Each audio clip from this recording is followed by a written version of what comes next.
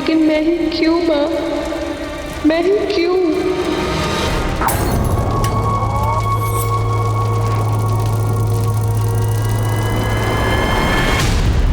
एक शरीर राख हो गया, एक मासूम लड़की की जिंदगी मौत की गिरफ्त में समा गई। साल 2020 ने हमें कई नए मंजर दिखाए हैं और न जाने अभी और क्या क्या देखना बाकी है। लेकिन क्राइम अगेंस्ट वुमेन यानी कि औरतों के खिलाफ होने वाले अपराधों के मंजर आज हमारी जिंदगी में आम से हो गए। कहते हैं कि महाभारत का युद्ध इसलिए हुआ क्योंकि एक महिला की गरिमा को ठेस पहुंचाई गई थी। अगर महिलाओं के खिलाफ हिंसा का दौर यूं ही चलता रहा तो आने वाले वक्त में हम कई और महाभारतों के साक्षी बनेंगे। आज का ये केस भी एक महिला के साथ हुई अमानवीय हिंसा से जुड़ा है। यूपी के कानपुर शहर में घटी ये वारदात कैसे एक नेशनल इशू बनकर उभरी, आइए देखते हैं। कहते हैं प्रतिभा की कोई उम्र नहीं होती। इसी बात को कानपुर के आरपी इंजीनियरिंग कॉलेज के 3 विद्यार्थियों ने साबित कर दिखाया है। इन्होंने यूनिक स्पेस इनोवेशन की राष्ट्रीय प्रतिस्पर्धा के लिए एक थ्योरेटिकल मार्स लैंडर बनाया है। अब ये प्रोजेक्ट स्पेस रिसर्च इंस्टीट्यूट तक भी पहुंच गया है और वहाँ वैज्ञानिकों के साथ मिलकर ये विद्यार्थी रनिंग मॉडल बनाने पर काम करेंगे। रिमी, तुम इस टीम की लीडर हो, कैसा लग रहा है तुम्हें? बहुत प्राउड फील कर रहे हैं। अक्सर छोटे शहरों के बच्चों को अंडर एस्टिमेट किया जाता है। हम उम्मीद करते हैं कि हमारी ये जीत उन सभी बच्चों को प्रेरणा देगी जो छोटे शहरों से आते हैं। मुकुंद, तुम कुछ कहना चाहोगे? मैम, हमें शक था, मतलब हमें यकीन था कि हमें यकीन। मैडम, मुकुंद कहना चाह रहा है कि हम सब ने बहुत मेहनत की इस प्रोजेक्ट को बनाने के लिए और हमारी पूरी उम्मीद है कि हम जल्दी मार्स लैंडर का मॉडल एसआरए के सामने प्रेजेंट करेंगे। मुकुंद, माइक देख के तुम ऐसे नर्वस हो गए थे जैसे तुम्हारे सामने किसी ने बंदूक रख दी हो। हाँ, हंस लो, लेकिन अगली बार देखना, अगर माइक के सामने खड़े रहेंगे ऐसा फर्राटेदार जवाब देंगे ना कि तुम भी देखते रह जाओगे। ओके। हाँ, देख लेना।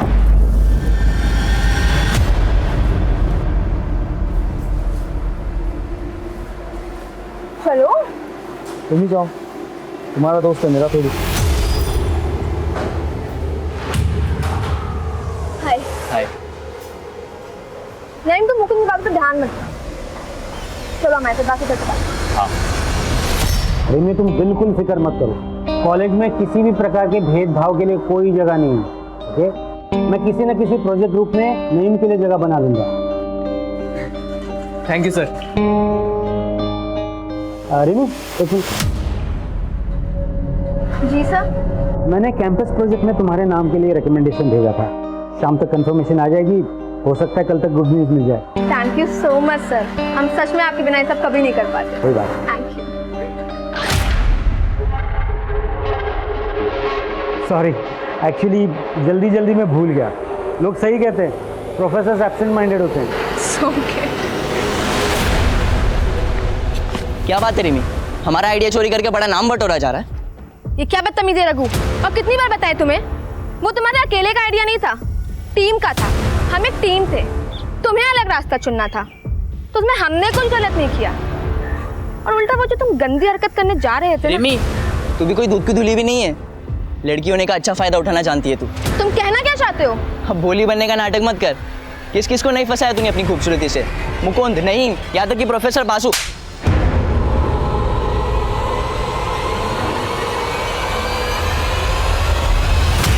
आई नहीं यार अब तक गोविंद।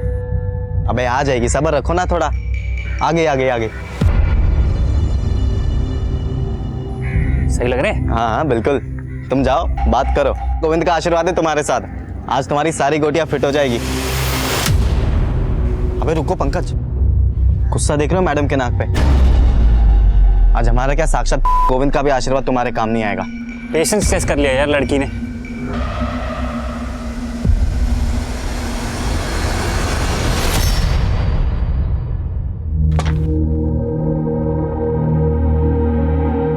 कहाँ जा रही हो डिम्पी दी?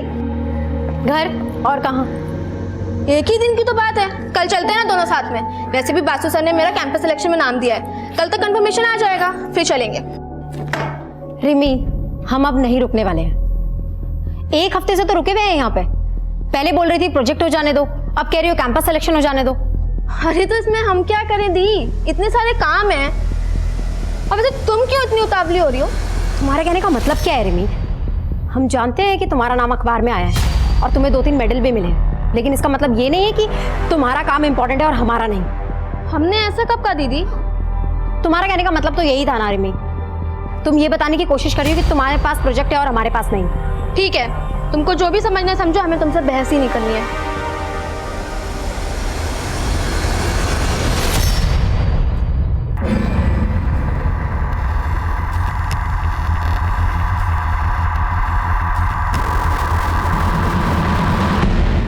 बोला था ना, शी विल नॉट कम।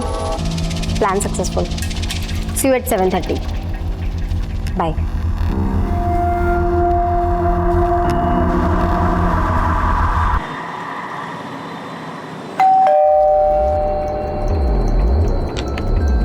कौन है?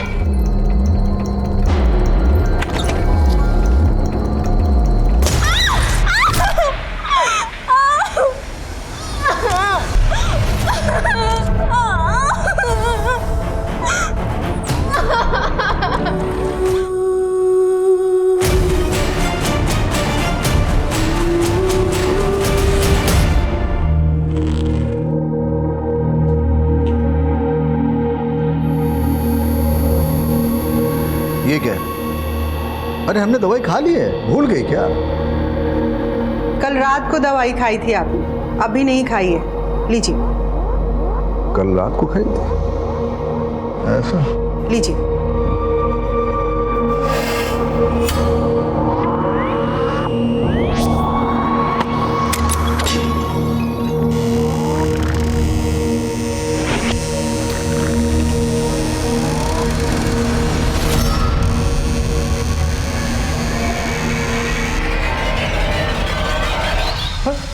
अरे डिम्पी, इतनी रात को बेटा? हाँ माँ, बस लेट हो गई थी, लेकिन आप लोग अभी तक सोए नहीं।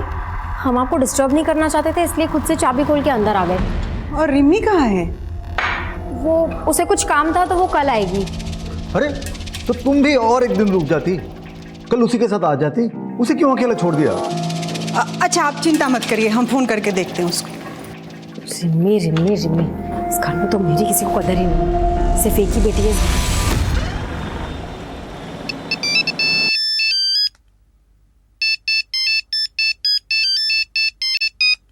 प्रदीप,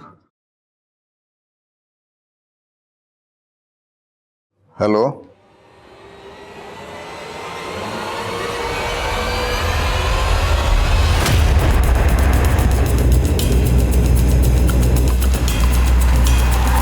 जैन सर, आइए आइए सर। लड़की का नाम रिमी गुप्ता है, उम्र 22 साल, आरके इंजीनियरिंग कॉलेज में पढ़ती थी। लड़की को यहीं पे इस घर में जला के मारा गया है। रिमी अपने बड़ी बहन डिम्पी के साथ यहाँ पे किराए पे रहती थी। फैमिली राजपुर में रहती है, यहाँ पे आने के लिए निकल चुकी है। और सर एक बात है, इसका फोटो अखबार में पिछले हफ्ते आया था, कोई कॉम्पिटिशन जीता था इसने। सर अजीब बात है, रिमी के स्टमक और थाइस के बीच की बॉडी को जलाया गया। कातिल का इसके पीछे मोटिव क्या हो सकता है? मोबाइल भी नहीं मिला। अशोक जी। जी सर। कुछ मिला?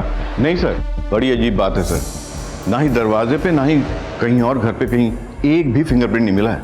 किलर बहुत शातिर है। हाँ सर, लगता है बहुत ही सावधानी से उसने सारे फिंगरप्रिंट साफ कर दिए।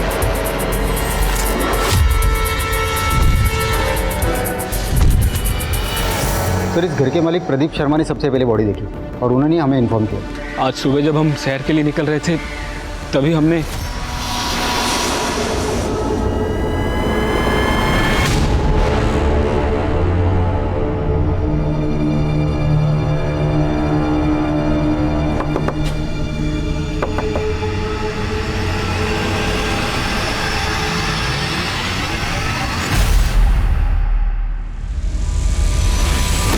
हम कसम से नहीं जानते साहब, किसने किया ये सब। हमारा इसमें कुछ लेना देना नहीं है साहब। घबरा क्यों रहे? घबराता तो गुनहगार है। पुलिस, क्या हुआ यहाँ पे? रिमी कहाँ है? रुकिए, आप आगे मत जाइए, रुकिए। अरे तो आप हमें अंदर क्यों नहीं जाने? हाँ मैं बताता हूँ क्या हुआ, लेकिन आप अंदर नहीं जा सकते। अरे रुकिए, दीजिए ना। रिमी, रिमी, अरे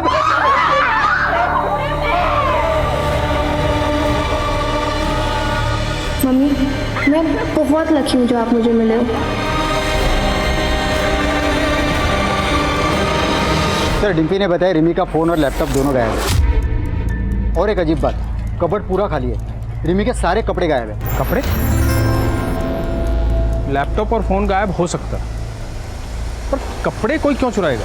सर पिछले 4 सालों से मेरी दोनों बच्चियां एक कानपुर में रहती है और न कभी उनके कॉलेज से न मकान मालिक से कोई शिकायत नहीं आई।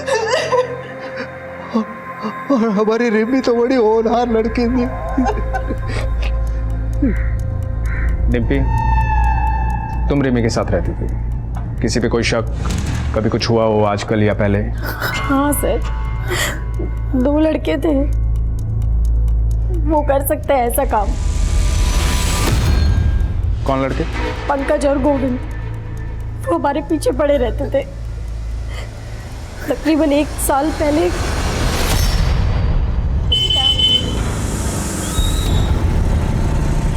धूप में चलोगी तो ढल जाओगी, चलो हम छोड़ देते हैं।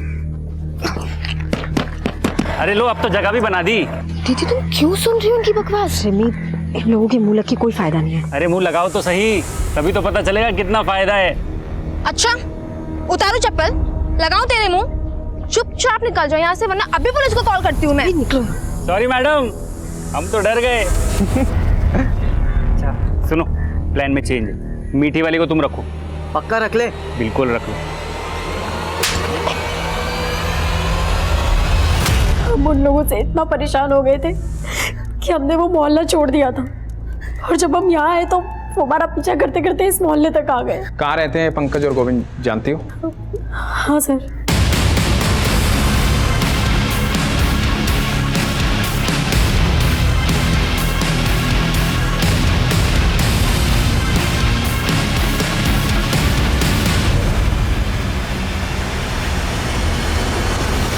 सर पंकज और गोविंद कुछ देर पहले अपना मकान खाली करके चले गए, लेकिन उनके कोचिंग इंस्टीट्यूट का पता चला है।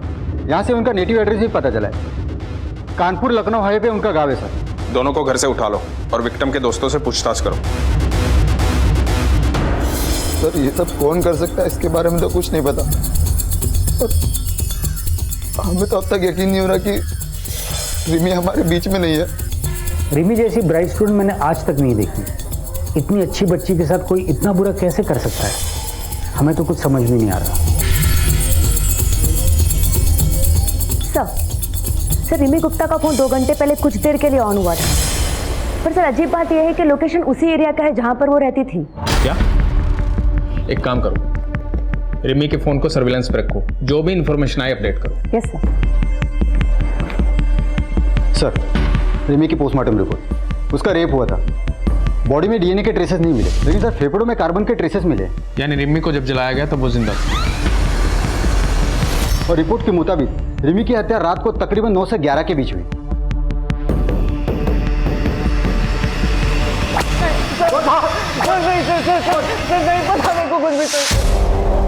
बोलो।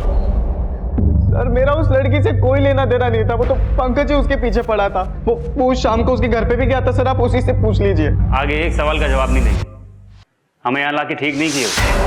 नौकरी जाएगी आपकी और इस हवलदार की भी। चाचा बड़े नेता हैं हमारे, आने दो उनको, वो फटकार मिलेगी, वो फटकार मिलेगी। चाचा और भतीजा नालायक, सच बोल। वो तो चाचा यहाँ नहीं अस्पताल में मिलने आएंगे। हम तुमको बहुत पसंद करते हैं रिमी, आई लव यू। पर हम नहीं करते। इतनी सी बात समझ क्यों नहीं आती तुमको? अब तक हम तुमको जितना परेशान किए ना, उन सबके लिए सॉरी। अगर तुम चाहते हो ना हम तुम्हें सच में माफ कर दें, तो हमको स्टॉक करना बंद कर दो बस। चलो जाओ। इसके बाद हम वहाँ से वापस आ गए, हमें नहीं पता फिर वहाँ क्या हुआ। चाचा के भतीजे, बोल तुम दोनों ने मारा उसे, बोल। नहीं साहब, हमें कुछ नहीं पता साहब। ऐसे नहीं बोलेगा तू।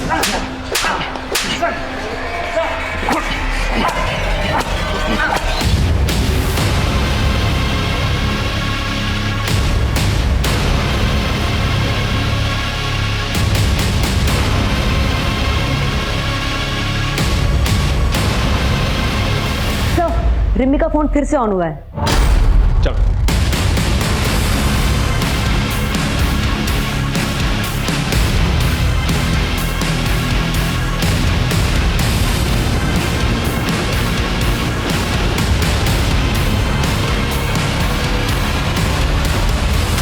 अरे पकड़ो इसे। अरे ये हमारा फोन है, फोन वापस दो। अरे रिमी दीदी का फोन अब हमारा है।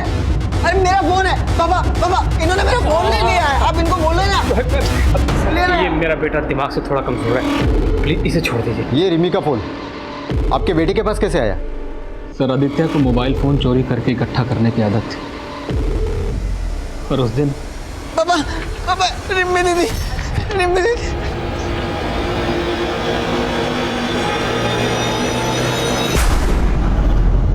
रिम्मी दीदी।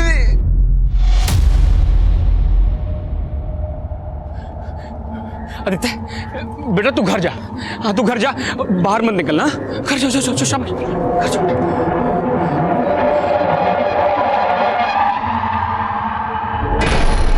आदित्य आप रिमी को जानते हो? रिम्मी दीदी। हाँ रिमी दीदी। क्या किया आपने उनके साथ?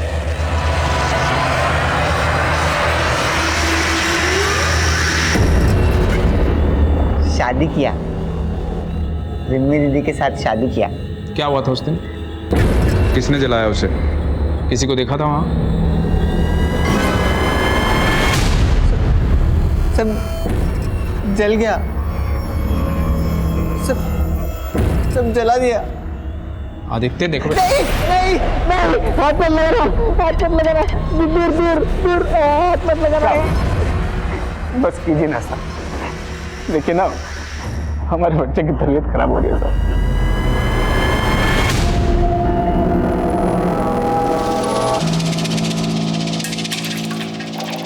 सर। आदित्य के पास हमें जितने भी मोबाइल मिले सब चोरी के थे। उसके पड़ोसी ने बताया कि पिछले 5 सालों में उनके घरों से कई मोबाइल चोरी हो गए।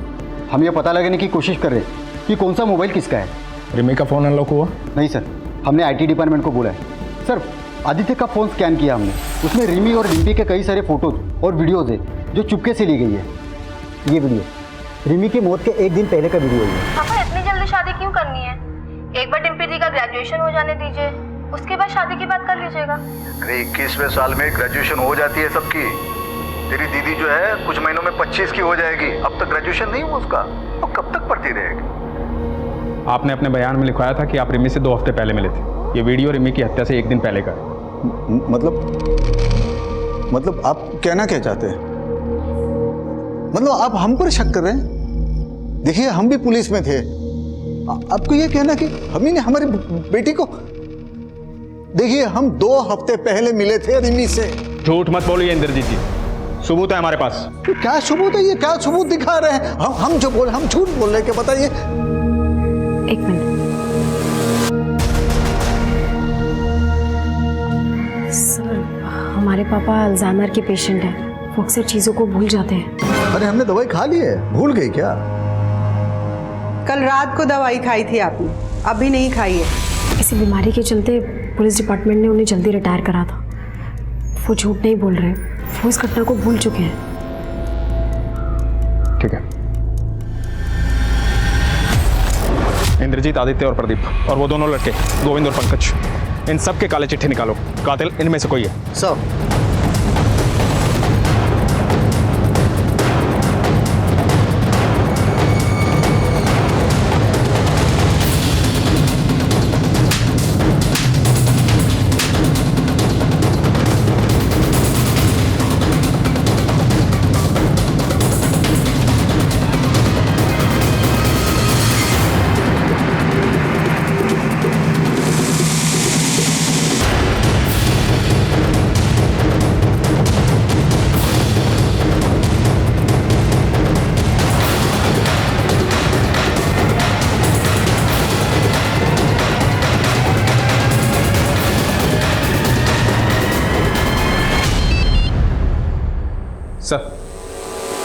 सर हम कोशिश कर रहे हैं सर।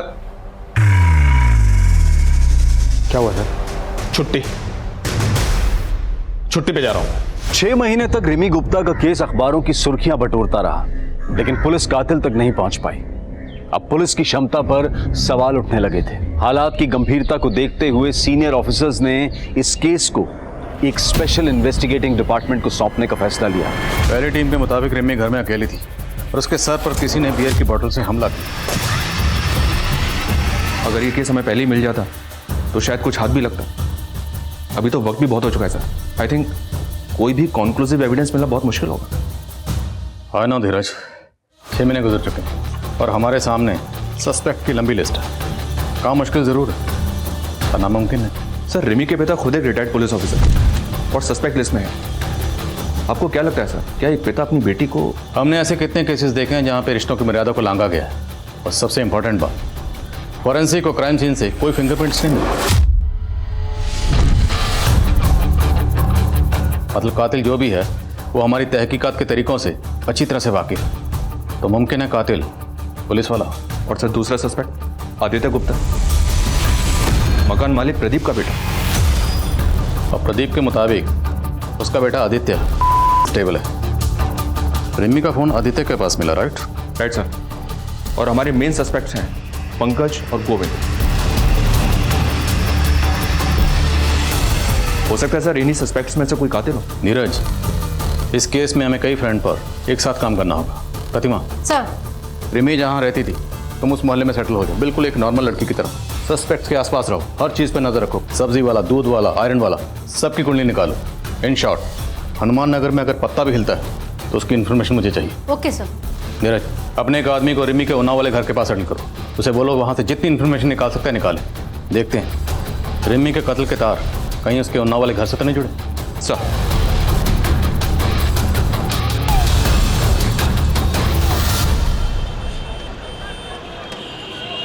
एक पिता अपनी बेटी को सपनों की ऊंची उड़ान उड़ता हुआ देखना चाहता था, लेकिन आज उसकी तस्वीर के सामने बेबस और लाचार खड़ा हुआ है। कभी खुद पुलिस डिपार्टमेंट का हिस्सा रहे इंद्रजीत गुप्ता आज अपनी बेटी को ही न्याय दिलाने के लिए दर दर भटक रहे हैं।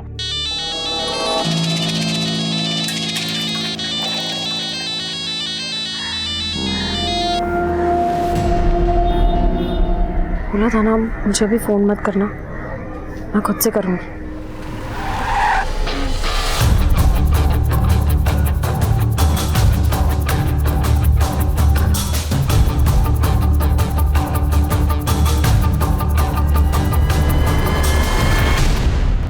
सर हम कौन सी नई बात बताए अब आपको?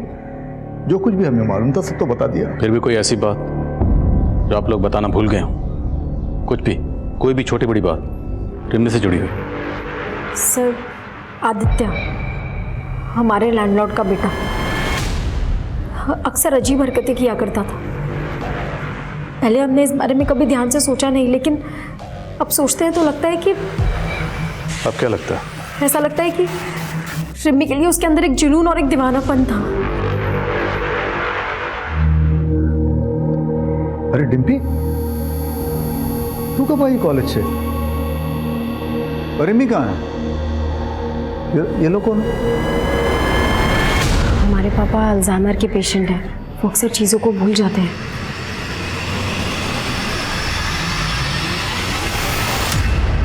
अब हम क्या बताएं साहब कि हमारा बेटा आदित्य कहाँ चला गया? पुलिस में भी कंप्लेन लिखवाई है लेकिन पुलिस भी उसको ढूंढ नहीं पा रही। चला गया मतलब?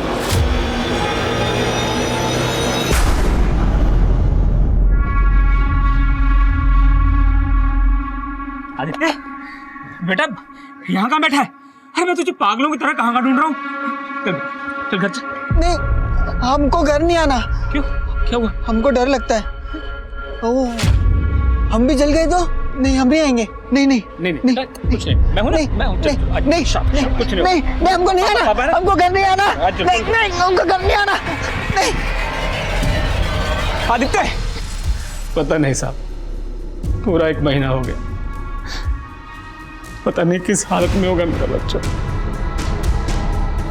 कहीं ऐसा तो नहीं कि प्रदीप ने खुद ही अपने बेटे आदित्य को कहीं छुपा दिया ताकि हमसे बचा सके उसे? ऐसा लगता तो नहीं है सर। 1 महीने पहले पुलिस कंप्लेन दर्ज करवाई थी उसने। आदित्य के पीछे खबरों को लगाओ। जी सर, मैंने इंद्रजीत की फैमिली के सभी मेंबर्स की कॉल डिटेल्स निकालने के लिए भी कह दिया। हो सकता है सर कोई पारिवारिक दुश्मनी का मामला हो, जवान लड़की थी, कोई प्यार व्यार का चक्कर हो।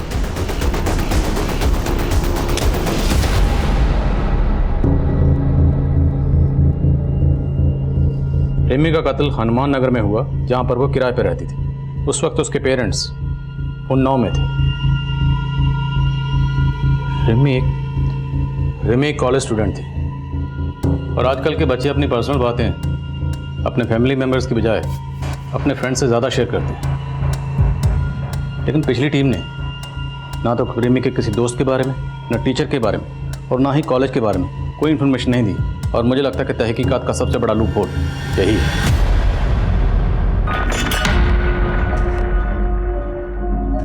रिमी पूरे कॉलेज में बहुत फेमस लड़की थी और मैकेनिक्स में अकेली लड़की थी वो।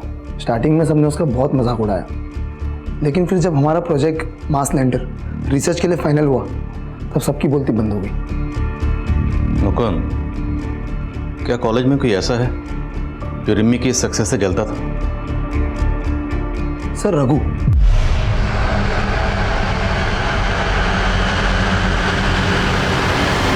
रघु रिमी से बहुत नाराज था। पहले वो भी हमारी टीम में था। मुकुंद, रघु हमें धोखा दे रहा है। उसने प्रोजेक्ट सबमिट भी कर दिया लेकिन हमारा नाम ही नहीं दिया है। What? हाँ। सर हमने तुरंत एचओडी को कंप्लेंट कर दी। फिर उसके बाद हमारे मेल्स और रिसर्च दिखाए उनको। टीचर्स ने तो हमारे ग्रुप से निकाला और फिर सस्पेंड कर दिया। सर रघु काफ़ी गुस्से लड़का है।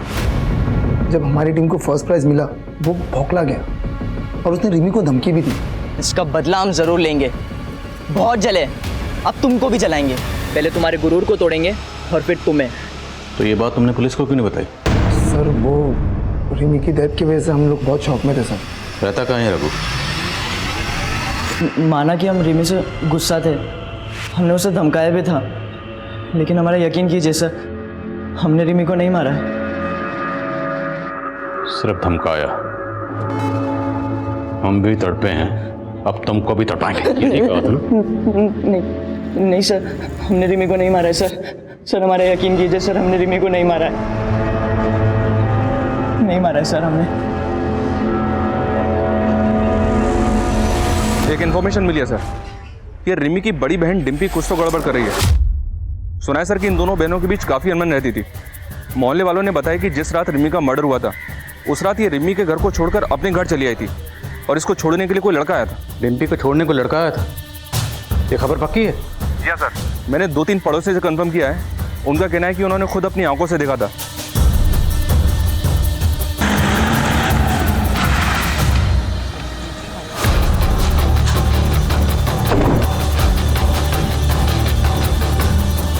डिम्पी झूठ मत बोलना। कातिल की रात तुम किस लड़के के साथ थे? सब हम किसी लड़के के साथ नहीं थे। हम तो सीधा कानपुर से बस लेके अपने घर आए हैं। लगता है तुम्हें भी अपने पापा की तरह भूलने की आदत हो गई। लेकिन एक बात याद रखना, जितना ज्यादा झूठ बोलोगी उतना ज्यादा फंसोगी। सर हम उस रात अपने बॉयफ्रेंड नील के साथ थे। कानपुर से कितने बजे निकले? शाम को 7 बजे। घर कितने बजे पहुंचे? करीबन 12 बजे। हमारी बहन रिमी का कत्ल हुआ 9 से 11 के बीच। इस बीच कहाँ थे? वो नील का जन्मदिन था, हम उसी के साथ थे। सर उस रात हमारा जन्मदिन था, तो मैंने और डिम्पी ने डिसाइड किया कि हम दोनों मेरे घर पर कुछ टाइम स्पेंड करेंगे और उसके बाद मैं अपनी गाड़ी से डिम्पी को उसके घर उन्नाव छोड़ दूंगा। इस नील के कॉल रिकॉर्ड्स निकलो, देखते हैं इसकी बात में कितनी सच्चाई है। सर क्या आपको लगता है कि रिमी की मौत की जिम्मेदार उसकी बहन डिम्पी है? खून के रिश्ते कितने भी गहरे क्यों ना, लेकिन नफरत और जलन की आग किसी भी रिश्ते को जलाकर खाक कर देती। डिम्पी ने हमारे सामने आदित्य का नाम दिया। हो सकता है उसने खुद से और अपने बॉयफ्रेंड नील से ध्यान हटाने के लिए किया। तो रिमी की मौत की वजह डिम्पी की जलन है, बात कुछ और है। पंकज और गोविंद पिछली टीम के ये प्राइम सस्पेक्ट थे, लेकिन इन दोनों का नाम भी डिम्पी ने लिया था। उठाओ इन दोनों। तुम्हारी वजह से हमें यहाँ बार बार लाया जा रहा है। हमें भी पता है तुम हमें दोस्त दोस्त बोल कर ना हमारे आगे पीछे काहे घूमते हो, समझे? अब ज्यादा जबान चलाई ना तो उखाड़ के जेब में डाल देंगे। क्या बोले बे? क्या करोगे बे? अबे एक तो गलती तुम करो, सदा हम भुगते हैं। हाँ सब तुम्हारे।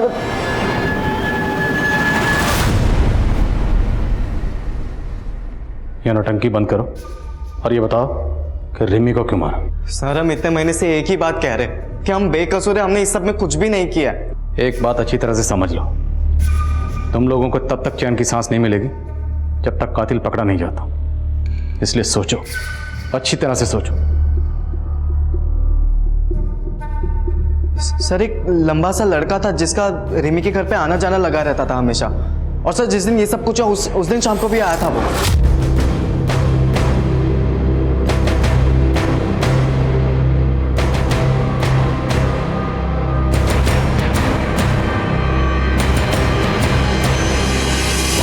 कौन था वो लड़का? सर हमें पता नहीं, लेकिन हमने ये बात पहले भी पुलिस को बताई थी, लेकिन किसी ने हमारी बात ही नहीं सुनी। स्केच बनवा सकते उसका? नहीं सर, मैं उसकी स्केच नहीं बनवा सकता। मैं उससे काफ़ी दूरी पे खड़ा था और उसका पीठ था मेरी तरफ, लेकिन सर वो लंबा था और उसके पास एक AKS ब्रांड की बाइक थी।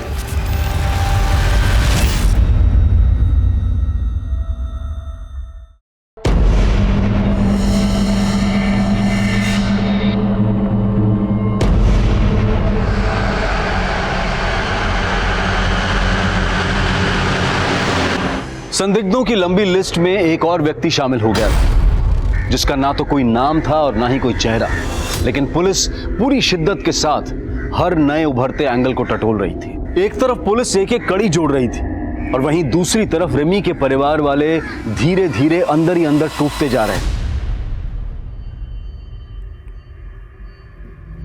पापा, थोड़ा सा खाना खा लीजिए। नहीं खाना है हमें। तुम अगर रिमी को अकेला नहीं छोड़ के आती तो आज ये सब कुछ नहीं होता, लेकिन इसे आके उस लड़के के साथ आवारागर्दी जो करनी थी, छोड़ा ये हमारी रिमी को अकेला। इसी की वजह से हुआ है सब कुछ, इसी की वजह से। वो खाना खिला रही है हमें।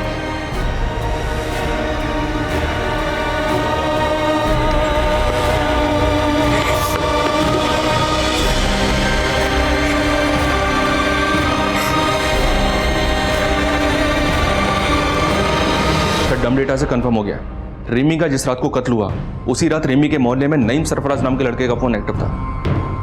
नईम सरफराज ये रिमी का दोस्त है ना? हाँ सर, हम उस शाम रिमी के घर गए थे, उसे कॉन्ग्रेचुलेशन कहने। उसका कैंपस सिलेक्शन जो हो गया था। रिमी के तो और भी बहुत दोस्त थे, तो सिर्फ तू ही क्यों गया? सर हम और रिमी एक दूसरे से बहुत प्यार करते थे। नईम, क्या हुआ? मिठाई लाए हो? क्या बात है? किसी मिठाई की शॉप में पार्ट टाइम जॉब कर ली है? बताते हैं, पहले अंदर तो आने दो। अरे अब बताओ भी। सबसे पहले तो ये मुंह मीठा करो। तो केविन, बात ये है, जो हमारी मोहतरमा है मिस रिमी गुप्ता, उनका कैंपस सिलेक्शन हो गया है, वो भी एक मल्टीनेशनल कार मैन्युफैक्चरिंग कंपनी में। क्या? Oh my God, I'm so happy.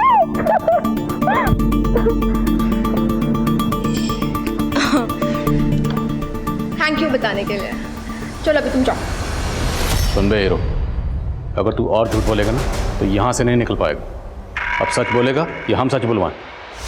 Sir हम सच कह रहे हैं। भाजी ले लो, सब्जी ले लो। बहन जी, हमारे बेटे को काम पे रख लो ना। नहीं नहीं, अब मुझे किसी के काम की जरूरत नहीं है। रख लो बहन जी, पैसे की बहुत जरूरी है। सब ऐसे ही बोलते हैं। मेरे सामने बैठ के रोता था राजू, देखो क्या हुआ, 2 महीने का एडवांस लेकर भाग गया। अरे सीता दीदी, तुम्हें भी कोई बेवकूफ़ बना सकता है? ये बात मैं नहीं मान सकती। मैं भी ऐसा ही सोचती थी कि मुझे कोई नहीं बना सकता है, पर ये राजू बड़ा ही चालाक निकला। कौन है ये महान हस्ती? जरा मुझे भी दर्शन कराओ उस राजू के।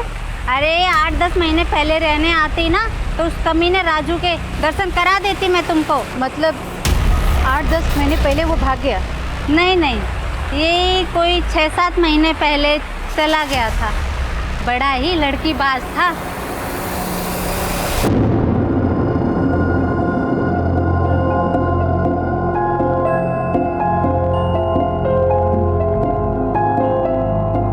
ए राजू, कहाँ जा रहा है? काम नहीं करना?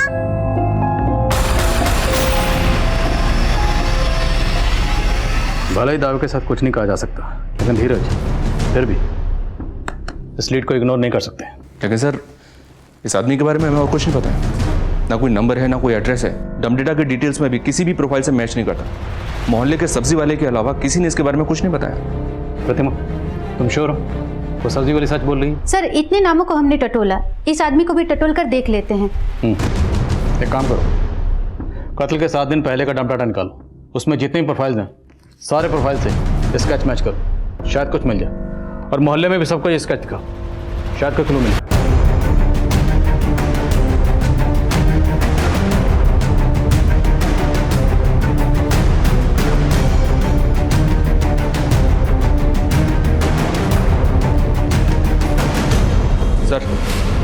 राजू से मिलता जुलता एक आदमी मुंबई के सीसीटीवी में चोरी करता हुआ कैप्चर हुआ है। मुंबई पुलिस ने इसके साथी को तो पकड़ा, पर यह भाग गया। मुमकिन है यही शख्स रिमी का कातिल हो। हमें मुंबई चलना होगा। ये उस चोरी का सीसीटीवी फुटेज बहुत ही ग्रेनी है, पर शायद आपके काम आ जाए। और एक बात, आप जिसे राजू कह रहे हैं उसका असली नाम योगेंद्र है। उसी का साथी गौतम ने हमें खुद बताया। हम गोरखपुर के रहने वाले हैं साहब, और योगेंद्र हमसे कुछ महीनों पहले कानपुर के स्टेशन पे मिला था। और योगेंद्र बालीपुरवा देवरिया का रहने वाला है, और उसी के आसपास हमारा गांव भी पड़ता है, तो इसी बात पे दोस्ती हो गई। और योगेंद्र ही हमको मुंबई लाया था, चोरी का प्लान बनाया था। खुद तो पूरा माल लेके फरार हो गया और हम फंस गए यहाँ। बालीपुरवा में कहाँ रहता है? एड्रेस मालूम है उसका? नहीं साहब, ना हमने कभी पूछा और ना कभी उसने बताया। सर यहाँ बालीपुरा में पता किया तो पता चला कि स्केच में मिले हुए आदमी का नाम व्यास साहू है, लेकिन इसने 3 साल पहले इस गांव को छोड़ दिया था। इसकी स्टोरी काफ़ी इंटरेस्टिंग है सर। कहते हैं व्यास एक नाजायज औलाद है, और इसी वजह से इसका बाप इसकी माँ को बहुत पीटता था। व्यास ने बचपन में ही अपराध की दुनिया में कदम रख दिया था। लेकिन सर, व्यास की माँ मालती का कहना है कि वो पिछले कई सालों से इसके टच में नहीं है। व्यास की माँ मालती का कॉल रिकॉर्ड्स निकलो और उसका फ़ोन सर्विलेंस पे डालो। हो सकता है वो हमसे झूठ बोल रही है। Okay sir.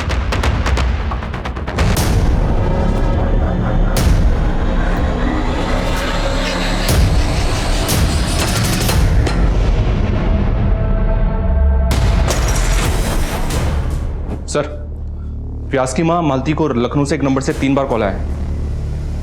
ये खबर पढ़ो। 2 दिन पहले लखनऊ में स्वाति नाम की लड़की का रेप किया गया। यानी कि योगेंद्र उर्फ राजू उर्फ व्यास शायद इस वक्त लखनऊ में? करेक्ट। लखनऊ पुलिस से कांटेक्ट करो, इससे पहले वो वहाँ से फरार हो। हमें से पकड़ना। सर, जिस नंबर से व्यास की माँ को कॉल आ रहे थे वो आपके एरिया में ही एक्टिव है। व्यास साहू आपके आसपास ही है।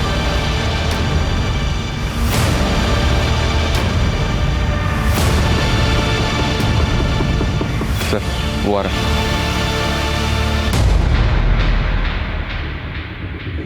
रुक, इधर आ। अरे आना। रुक।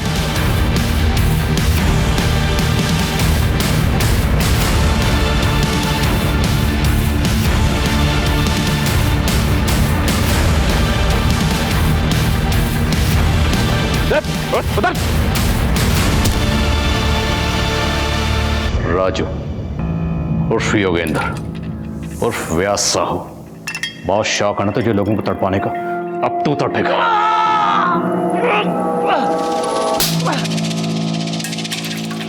क्या बिगाड़ा था उन लड़के ने तेरा? क्यों मारा उन्हें? पता नहीं साहब, हमको मजा आता था। हम सोचे कि सब लोग अपने मन का करते हैं तो हम भी करेंगे, इसीलिए किया सब। रिमी, उसे क्यों मारा और कैसे मारा? वो पसंद आ गई थी साहब हमको। एक दिन हम उस लड़की के घर के बाहर खड़े थे। हमने देखा कि उसकी बहन सामान लेके बाहर जा रही। तो चले गए साहब उसके घर में। कौन है?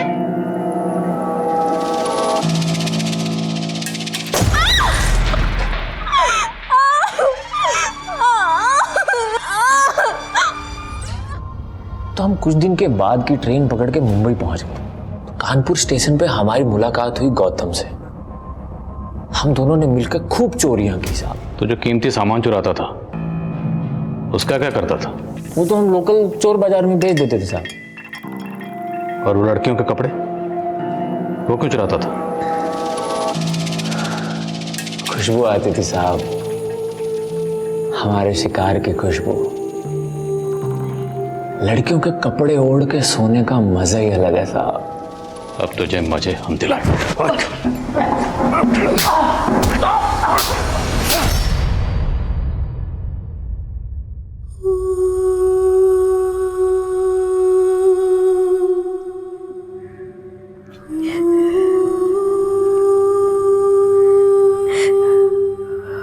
माफ कर दीजिए पापा।